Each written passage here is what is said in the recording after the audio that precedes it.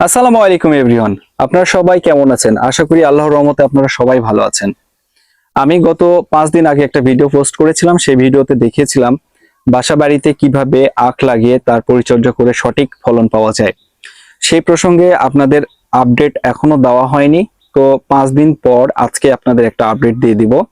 আমি আখটা লাগানোর পর তাদের সার্বিক অবস্থাটা কেমন, কি অবস্থা, আখ গাছ ইনক্রিজ করেছে কিনা করেছে, এই জিনিস আজকে আপনাদের সামনে তুলে ধরছি। তো দেখা যাক সার্বিক পরিস্থিতিটি।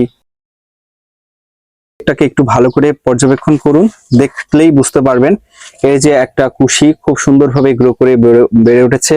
এই যে আর একটা অ্যানাদার ওয়ান, এই যে একটা, এখানে আর একটা ছিল কিন্তু একটা মানে পোকায়ে হয়তো বা এইখানে একটা ছিল, এখান থেকে পোকায়ে কেটে দিয়েছে। তো দেখুন এইভাবে কিন্তু আখকে বাড়িতে বসে আমরা কিন্তু অবসর সময়ে ফাঁকা জায়গা যেগুলো বাড়িতে আছে সেই জায়গাকে আমরা ব্যবহার করতে পারি এরকম আখ দিয়ে। তো আমি এখানে দেখছি যে এই গাছের এই যে এখানে একটু দেখাও, এখানে এই যে দেখতেই পাচ্ছেন এখানে এইটা মরে গেছে, তার মানে ভাববেন না যে এইটা হবে না। আসলে এখান থেকে নতুন আরেকটা কুশি বের হবে। এই যে যেমন এটা দেখা যাচ্ছে, এটা এই ছোটটা এটাও বড় হয়ে যাবে। তো এখানে মোটামুটি 2টা আখের বীজ আছে। তো আমি এটা আর অতিরিক্ত কিছু করি নাই, 5 দিনের ডিফারেন্সে এই সার্বিক পরিস্থিতি আপনারা দেখতে পাচ্ছেন। তো এখানে একটা কাজই আমি করেছি, শুধুমাত্র রোপণ করার 2 দিন পর আমি শুধু একটু হালকা করে উপরে পানি স্প্রে করে দিয়েছিলাম। তো বন্ধুরা এই যে এখানে আরেকটা গাছ দেখতে পাচ্ছেন আপনারা, এটাও সেই আখেরই গাছ।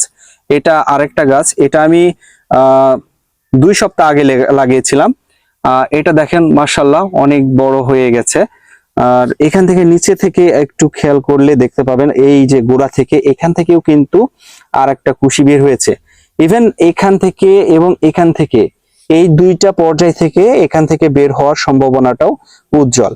তো দেখুন খুব সহজেই খুব অল্প সময়ের মধ্যে অল্প জায়গাতে আপনারা চাইলে আখটাকে এইভাবে রোপণ করতে পারেন আমার মতো। তো আপনারা অনেকেই বলেছিলেন যে এই পদ্ধতিতে বা এইভাবে আখ সাধারণত হবে না, সাধারণত হয় না।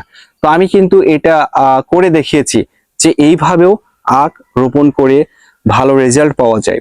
তো আমি ভালো রেজাল্ট পেয়েছি। কে কিরকম ভাবে করেছে I don't know, but this is unique. আমার মনে হয় এই পদ্ধতিতে করলে আখটা খুব ভালোভাবে কুশিগুলো বের হতে পারে এবং পর্যাপ্ত পরিমাণে সে প্রডিউস করতে পারে। তো ভিডিওটা যদি আপনাদের কোনো হেল্পফুল হয়, কোনো কাজে লাগে, তাহলে আমার সার্থকতা। আজকের ভিডিওটা এই পর্যন্ত থাকবে। দেখা হবে আপনাদের সাথে নেক্সট আনাদার অন্য কোনো ভিডিওতে। সে পর্যন্ত সুস্থ থাকুন, ভালো থাকুন, আমার সাথে থাকুন। আল্লাহ হাফেজ।